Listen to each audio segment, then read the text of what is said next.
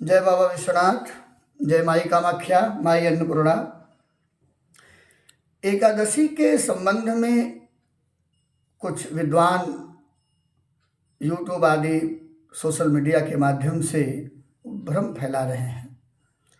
इसलिए मैं सोचा कि हमसे कई लोगों ने सुबह से फ़ोन किया, तो हमने सोचा कि एक वीडियो हम बना के आप सबके सामने प्रेषित करें।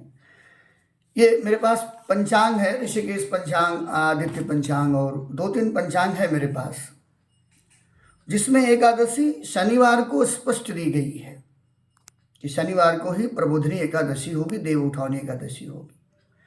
और तुलसी विवाह के संबंध में कहा कि जो अपनी श्रद्धा से चाहे तो एकादशी को भी कर सकते हैं, और नहीं तो विवाह का मुहूर्त, जो मुहूर्त चिंतामणि इत्यादि जो ग्रंथ हैं, उनके आधार पर नक्षत्र जो मिल रहा है लगभग 2 बजे के बाद, ये पंचांग में दिया है 1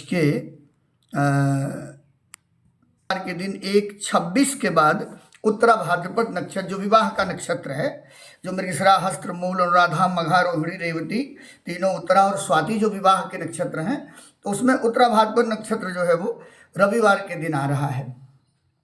और काशी के विद्वानों ने जो स्पष्ट कर दिया कि भाई जो चाहे तो विवाह 2 बजे के बाद, 1:26 के बाद रविवार के दिन वो कर सकता है तुलसी विवाह, क्योंकि विवाह का मुहूर्त है। और नहीं तो एकादशी को भी, क्योंकि भगवान को जोग लगन ग्रह बार सब ही भयो अनुकूल, नारायण के लिए तो सब अनुकूल है। हम सब लौकिक जीव हैं, हमारे लिए ये बंधन है ग्रह का, नक्षत्र का, और दुनिया भर का जो हम बद्ध हैं, पास बद्ध भवे जीव पास मुक्तो भवेच।